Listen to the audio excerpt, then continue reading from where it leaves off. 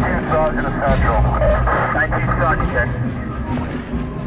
10, 11, 15, 55, 81, 65, 9, 29, 48.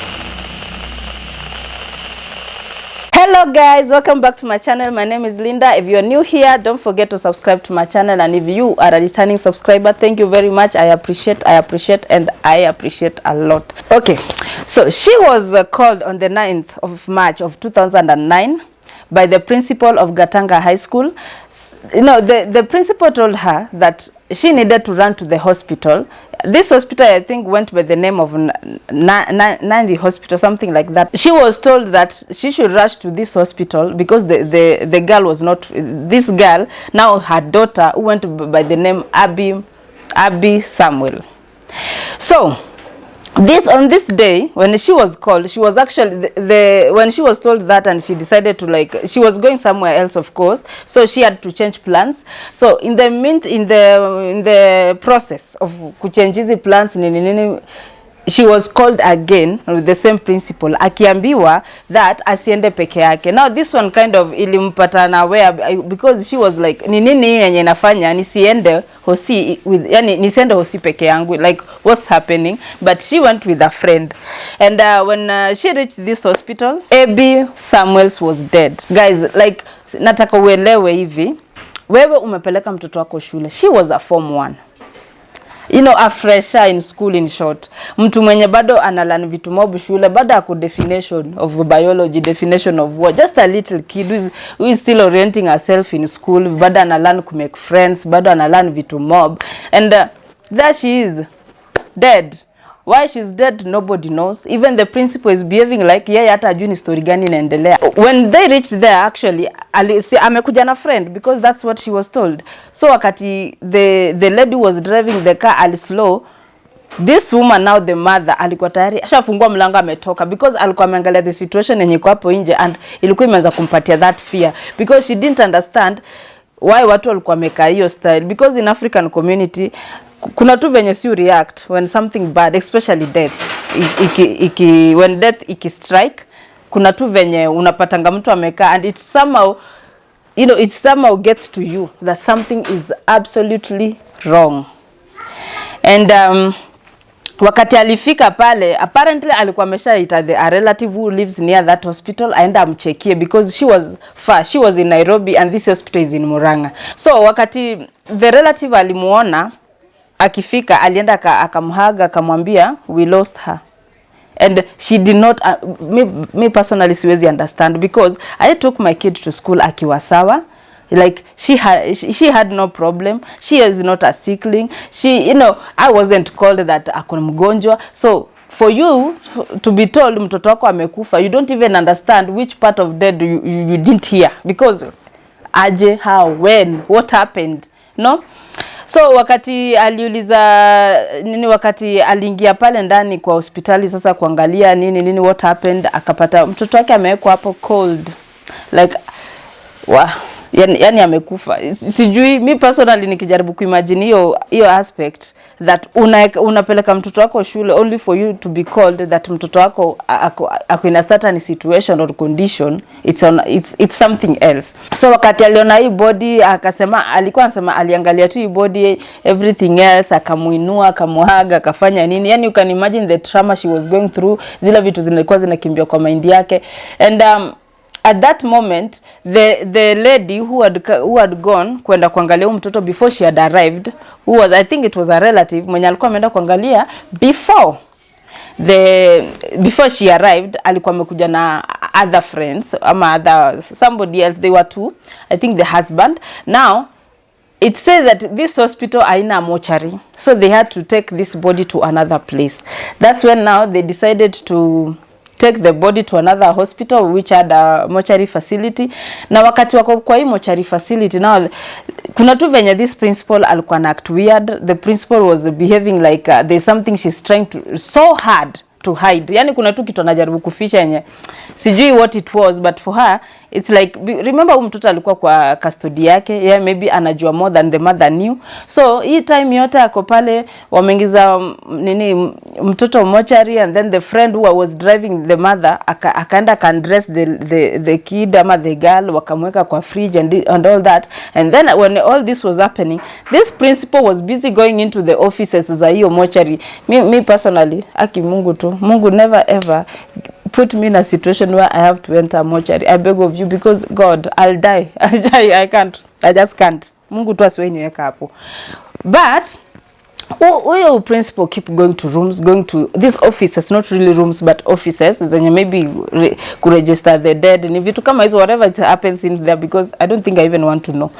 Now the mother was really, the mother to Abbie alikuwa ameshanga sana, ni nini huyu mama anashinda akiingia kwa rooms. So her and the lady they had come with the friend, now walisimama kwa the main entrance ya hii mortuary kuangalia what actually this lady was doing. So she made all this round she was making, being a busybody everywhere, then akatoka akaenda.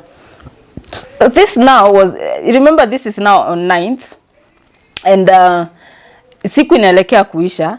So wakati saa around 3, the mother said, no, I am not going to leave my daughter here, because it seems kuna vitu mingi zina happen hapa.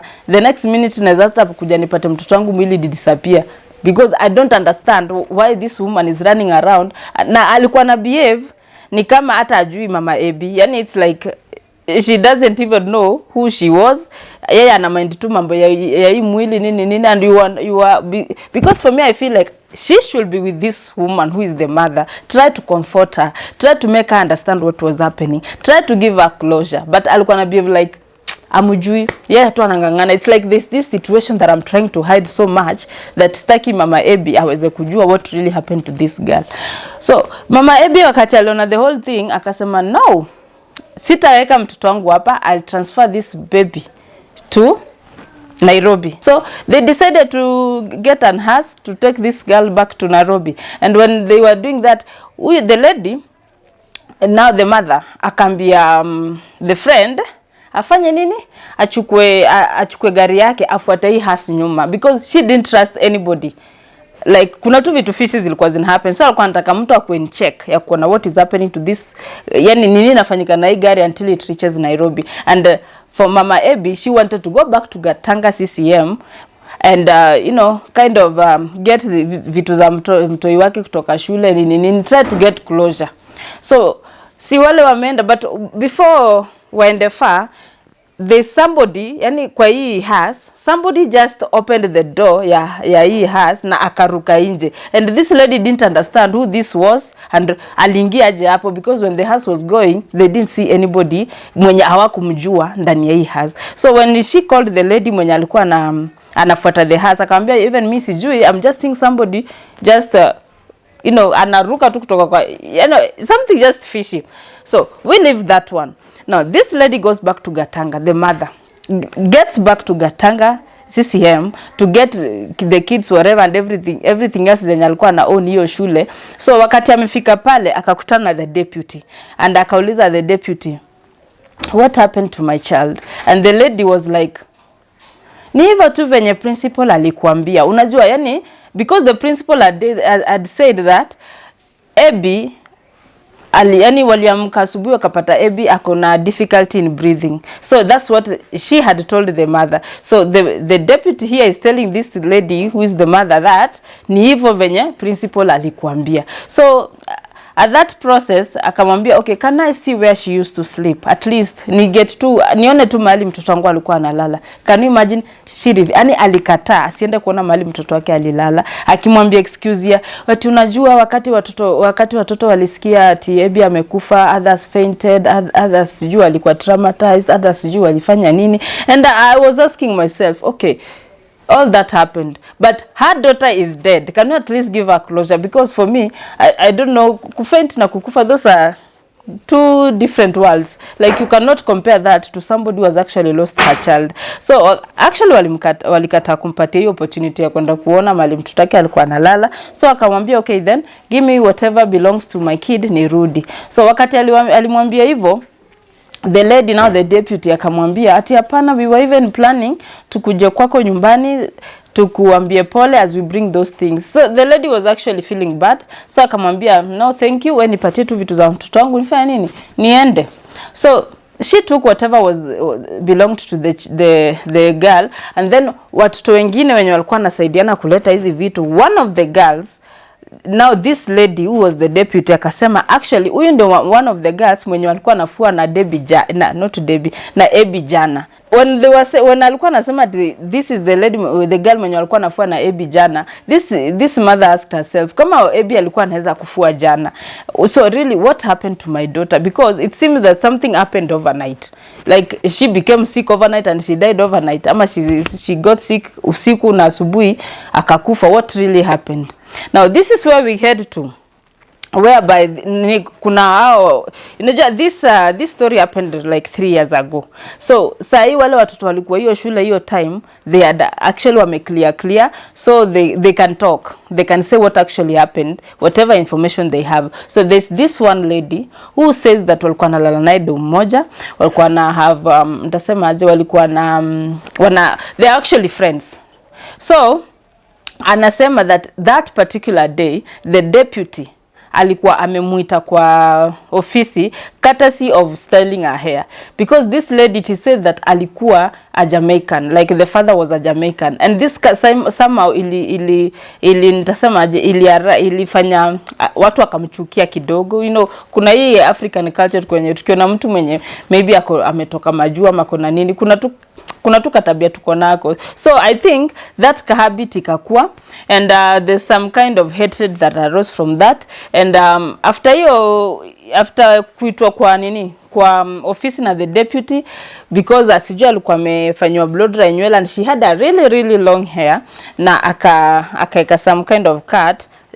That is what brought problems to her, na akaenda kwa ofisi, and uko ndio sasa alichapwa, na ilisemekana alichapwa na Bunsen burner. And when she came out of the office, now this lady who's the friend anasema alikuja kwa class, akachukua handkerchief akaenda bathroom, and she was actually crying. So this lady akamfuata kwa bathroom kumuuliza kwani ni nini, akamwambia the deputy amenichapa everywhere. Actually alikuwa anasema the body was swollen, like kila mahali alikuwa anakani kama kuna, you know, venye tu unaweza chapwa na ruthlessly tuseme. So after hapo the friend akamwambia usijali, tutaenda tukienda dom tutaitisha matron medication, which is maybe hizi paracetamol, brufen and whatever, ukunywe utakuwa poa. So after hapo wakaenda dom, wakafanya nini, wakafua, wakakula, wakafanya nini, yani wakachukua hiyo dawa nini, everything was okay. Actually the previous day pia inasemekana that she had gone to a marathon, na alikuwa among the first 5, the first, alikuwa number 5 out of 900 kids ama 900 girls. So this was a physically fit girl, a girl who was athletic, a girl who really, you know, alikuwa energetic and everything else. So I don't know how it came out from 0 to 100. Yani ilikuwa aje from healthy to dead. You know, it is very hard for us to even understand ilikuwa aje. But this beating, if you ask me, this is the beating that led to this girl's death. Because aliambia rafiki yake, this lady alimchapa everywhere, anyhow, likichwa wapi, alimchapa. And there's also another girl who said, now that was an alumni, hizo enzi za 2000 and something huko, live alone juzi, anasema that is the way that teacher used to beat people, that deputy to be specific, that is the way alikuwa anachapa watoto, alikuwa anachapa Bunsen burner, that you kneel down alafu anakuchapa kwa mguu, but hapa I wonder how you walk, you know. Yani watu wengine, I feel like some teachers wakuna issues, the personal issues that they're you know, they're releasing, ama hiyo bitterness wako nao kwa hati yao wana release kwa watoto wa watu. So hii situation yote, mtoto amekufa nini, an autopsy is done. After the autopsy is done, inasemekana that this girl died of a blunt object, yani sijui blunt object trauma, yani ni kitu blunt ilimgonga kwa kichwa hapa nyuma, that's why she died. And you know, the mother asked those wanaitwa pathologists, she asked the pathologist like, okay, is this something hii kitu yenye imemuua, is this something that can be self inflicted? And the pathologist akamwambia no amount of self harm can cause such a damage kwa mtu. So it means somebody actually hit this girl. And from the stories that I have read, it is the teacher, the deputy head teacher, who had hit her the previous night. So I'm wondering what kind of kwani ulikuwa unapiga nyoka? Yani ulikuwa unampiga aje? Ulikuwa unapiga nyoka ama ni nini? What is it? I mean, ni hasira gani una release kwa mtu na with so much force that you end up killing this child? And because they said that this lady ati hii whatever yenye ilimhapenia hii kuanguka chini, ati not kuanguka but hii kumia, the head teacher alisema that alianguka kutoka kwa kitanda. But me, I have kids, they fall from beds, even the upper bunk and everything else, but haiwezi kuwa na such a trauma to cause death. So I am wondering if alianguka, basi inamaanisha a lot of cases zingekuwa hiyo shule kusema watoto wanaanguka wanakufa. Mbona because hakuna shule yenye haina bunkers ama ndio inaitwa double deckers and everything else. So why did she die on such a as a small fall? Because it's not a fall that can even yani si kitu nikianguka sasa ati nitakumbuka jioni nilianguka. It's not that bad.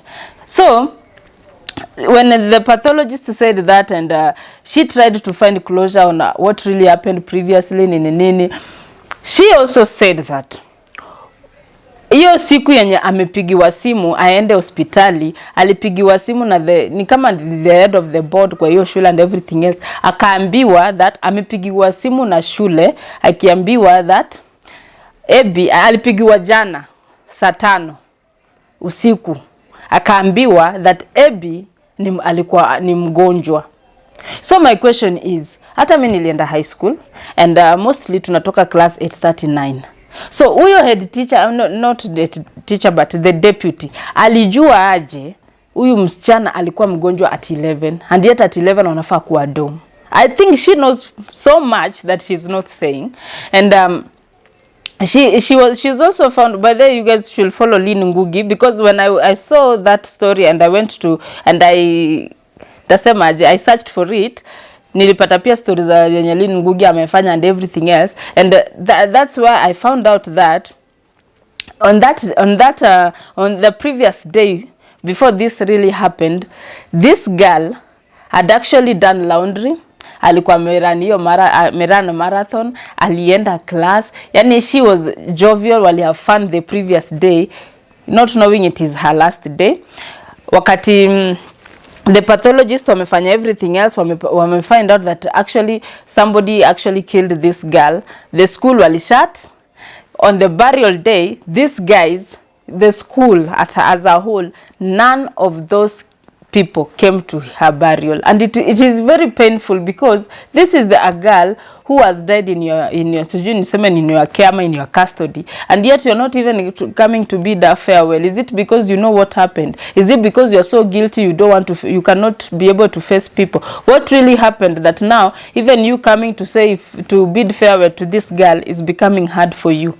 And I think, guys, we should the moral of this story, I don't know what the moral of this story is, because sometimes you wonder what you're supposed to do to protect your own children. Because Abbie Noelle Samuels was from by the me, most of the time I always analyze mtu na facial, yani venye anakaa before atafungue mdomo. She looks like a very sweet girl, and hata kama to assume akukua sweet, like nobody, hakuna by that akukua sweet isaidi mtu dunia. Let me just say, okay, akukua sweet, yes, so you just call the parent and tell her, we cannot contain your daughter anymore in this school, just take your daughter to another place. I mean, nobody will kill you or beat you for saying hatutaki mtoto wako hii shule. Just take your child out, instead of you killing somebody's child, a child who are just going to get an education, a child who has just gone to school to be, to be educated, to mingle, to do everything else that education is like a rite of passage. She just came to pursue that, and you just finished up her life, and it is really painful for even for the kids who are in that school, because let me tell you guys, I was in I think class 4, when my deskmate died, and that thing haunted me for years. Like I could not even sleep, because I used to think that ama mi ndio next, ama mi ndio nini, ama mi. Remember, I'm not even in boarding. I was in a day school. Like primary, most people are in day schools, but I could think that what of these kids when walikuwa nalala na huyu mtoto kwa the same dome.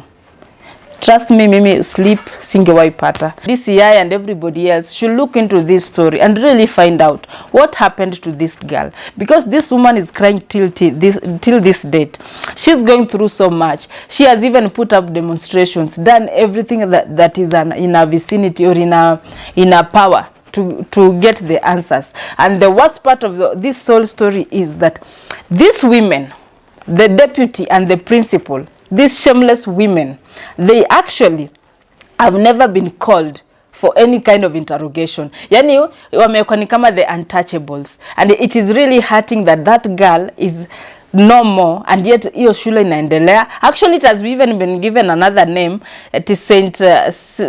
Anne Wright Secondary School. So is it because you want even to delete the whole incident and make it look like it never happened? So are you trying to tell us that Abbie, Linda, are you trying to tell us that Abbie was never in that school, or there was never an Abbie story or an Abbie case in that school? Because the moment you change something into something else, you are trying to delete what happened in the past, and that is even more painful. And guys, please, let's just help this woman try to find out really what happened to her daughter, not because we'll bring her back to life, but because closure is needed so that she can rest in peace. I don't think there's resting in peace when we don't even know what really took her to the grave. Thank you guys. I hope you liked my story. I appreciate it. Subscribe, like, share, and above all, I appreciate you. Mwah.